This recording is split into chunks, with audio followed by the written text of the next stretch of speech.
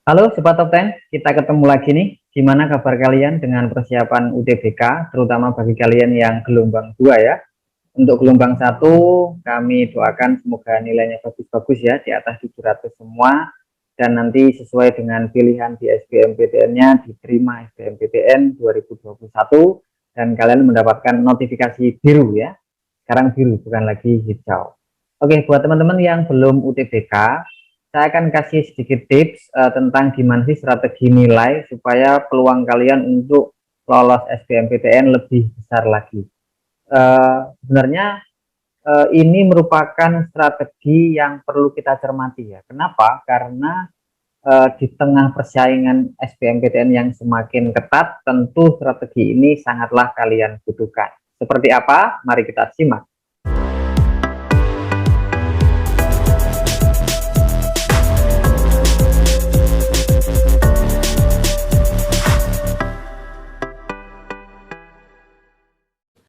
Sebelumnya, yuk subscribe channel ini, jangan lupa tekan tombol loncengnya. Saya juga berbagi informasi setiap hari lewat Instagram menuju PTN, silahkan di follow. Oke, mari kita berstrategi bagaimana sih mengkreasi atau melihat nilai UTBK yang lolos SBMPTN itu seperti apa. Kita lihat langsung. Saya akan coba review nilai begini. Ada dua nilai yang saya bandingkan secara head to head. Nilai ini dari dua PTN yang serumpun dalam hal klaster, artinya dua-duanya adalah PTN klaster 1. Kemudian si pemilih baik yang A maupun yang B ini sama-sama memilih sebuah prodi yang merupakan klaster 2 atau klaster 3. Jadi ini seklaster semua, baik PTN-nya seklaster maupun prodinya juga seklaster. Nah, perbandingannya adalah seperti ini. Nilai A itu 569, kemudian nilai B adalah 644. Literally sebenarnya kalau kita lihat dari nilai rata-rata ya, kalau kita mau rata-rata, tentu yang seharusnya lebih besar peluangnya lolos adalah yang nilai anak B. Sementara nilai anak A tidak akan sebesar peluang nilai anak B. Namun ceritanya seperti yang sudah Anda lihat, justru yang 569 ini lolos di prodinya, di PTN-nya. Kemudian yang 644 ini tidak lolos di prodi maupun PTN-nya. PTN-nya berbeda ya, tapi sama-sama klaster 1. Prodinya juga sama-sama klaster 2 atau klaster 3, tapi prodinya ini berbeda. Namun ini bisa jadi pembanding ya. Nah, mari kita analisis secara lebih rinci ya. Kita lihat nilai dari A ini relatif lebih konsisten. Nilainya itu rata-rata, artinya seimbang antara satu subtes dengan subtes yang lain. Ini sering saya sampaikan pada berbagai live Instagram ya, bahwa nilai yang konsisten itu sangat penting. Nah, kita lihat nilai B, memang ada yang sampai 729, di mana A tidak pernah mendapatkan itu. Ini juga sama, 729. Namun ada dua subtes yang cukup mengkhawatirkan di sini, yaitu 497 dan 491. Tentu nilai seperti ini memang ada yang tinggi, tetapi kalau kita lihat secara keseluruhan cenderung tidak konsisten atau kalah konsisten dibanding dengan nilai A. Nah, maka konsistensi itu penting sekali. Ya, hasilnya dia lolos ya.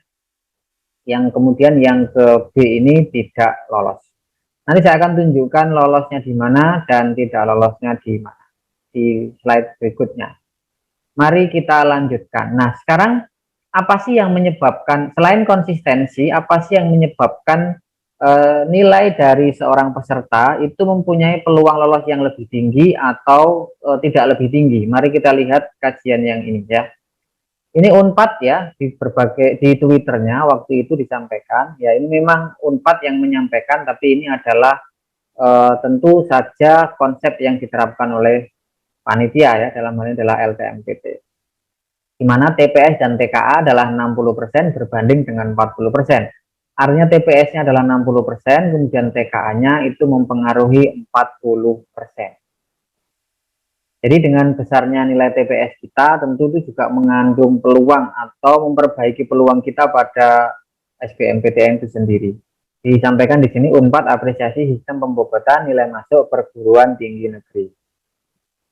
Nah, kemudian sistem pembobotan itu akan meningkatkan kualitas penilaian calon mahasiswa. Penilaian terhadap mahasiswa akan lebih tepat sesuai dengan jurusan yang diminati. Tadi udah clear ya bahwa nilai yang rata-rata tinggi itu tidak serta-merta lolos, dan nilai yang mungkin rata-ratanya di bawah tidak serta-merta kalah dengan yang rata-ratanya tinggi.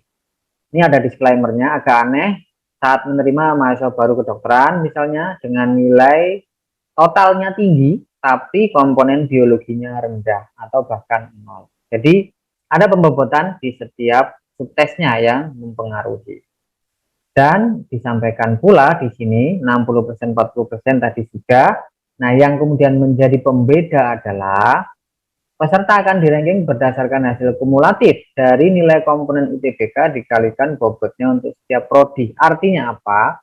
Setelah terjadi pembobotan 60% 40%, itu setiap prodi juga akan mengalami pembobotan yang berbeda-beda, tergantung dari prodinya apa. Jadi disampaikan kalau kedokteran ya tentu pembobotannya akan lebih tinggi persentasenya terhadap biologi.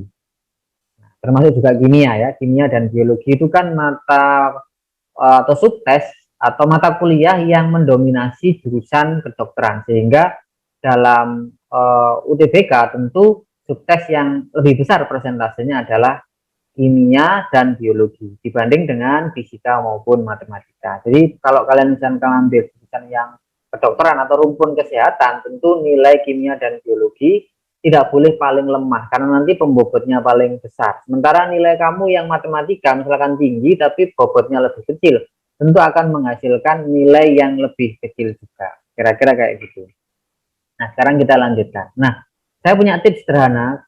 Gimana sih caranya supaya kalian itu kan kita nggak tahu nih subtes apa sih yang dominan dan seterusnya. LTMP tidak menyampaikan itu, namun saya akan kasih tips di tengah ketidaktahuan kita tentang subtes apa yang harus dominan dan subtes apa yang bobotnya lebih rendah. Kalian perhatiin ini aja. Kalau kita lihat nilai dari dua nilai yang tadi saya bandingkan, mereka yang lolos itu rata-rata apa tadi? Yang mempunyai konsistensi terhadap nilai semua subtes. Artinya tidak ada yang jomplang, ada yang tinggi, ada yang rendah banget, tidak seperti itu. Tapi nilainya lebih seimbang, lebih stabil pada tingkatannya. Nah, ini ada nilai, ini lagi-lagi saya pakai 2019 karena ada TPS-nya dan ada TKA-nya. Coba kalian perhatikan, tadi nilai yang saya ungkap itu semuanya yang lolos tadi ya, itu ada di kuartil 3. Jadi kalian mempunyai nilai yang relatif seimbang pada minimal kuartil 3 seperti ini, kalian mempunyai peluang lolos yang lebih baik. Bukan berarti yang nilainya tidak seimbang auto gagal loh ya, saya tidak pernah menyampaikan itu. Tapi nilai yang relatif lebih stabil itu akan mempunyai peluang yang lebih baik ya. Karena apa? Sistem pembobotan tadi. Kira-kira gitu. Nah, pada kuartil 3 ini tadi kalau kita review mempunyai kecenderungan untuk lolos di PTN-PTN dengan prodi yang klaster 2 atau klaster 3. Nah, tentu kalau kalian ingin mendapatkan prodi dari PTN-PTN klaster 1 atau prodinya klaster 1 juga, kalian harus mempunyai nilai yang stabil juga pada nilai di atas kuartil 3. Ya antara kuartil 3 dan maksimum. Kayak kita ambil contoh yang ekstrim ya, PTN yang klaster 1 dan prodi yang klaster 1 juga. Misalkan akuntansi di UI tentu merupakan prodi dengan klaster 1 di PTN klaster 1 pula. Jadi teman-teman usahakan ya, yang belum UTBK tentunya yang nanti akan ikut gelombang 2, usahakan nilai kalian itu di atas kuartil 3 dan seimbang. Oke, mungkin ini bonus ya. Kak, subtes apa sih yang kemudian harus kita prioritaskan? Tentu kata memprioritaskan itu bahasanya gini, saya khawatir ketika saya bilang memprioritaskan, kalian kemudian menyepelekan subtes yang lain. Tidak seperti itu, tapi minimal subtes ini jangan paling lemah, kira-kira gitu. Atau kalau bisa ya unggul dibanding dengan subtes yang lainnya. Kita ambil contoh, jadi bacaan menulis itu untuk soshum tidak boleh nilainya rendah. Kemudian penelaran umum sama PPU. Jadi 3 nilai ini kalian benar-benar perhatikan. Nah, untuk kuantitatif jangan terlalu jomplang, kira-kira gitu. Nah, untuk saintek itu kuantitatif wajib nilainya bagus ya, karena hampir semua jurusan saintek mensyaratkan kuantitatif. Kemudian sama penalaran umum sama PPU. Ini urutannya kira-kira kayak gini lah ya.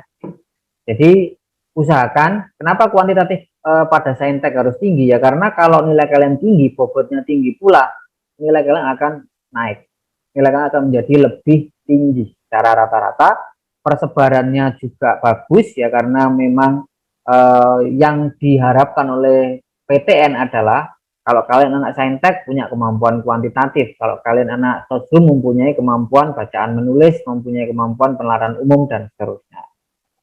Nah, bagaimana dengan prioritas sukses untuk masing-masing prodi pada TKA-nya? Kita sampaikan aja secara berseri di Instagram menuju PTN aja deh ya, supaya video kali ini nggak terlalu panjang. Oke, itu video kita kali ini. Kalau ada request atau pertanyaan, langsung aja kalian sampaikan di kolom komentar ya. Semoga video ini bermanfaat. Demikian video kita kali ini, semoga ada guna dan manfaatnya. Kita akan ketemu lagi di episode yang akan datang. Ingat sobat semua, tetap semangat, tetap belajar, dan create your future.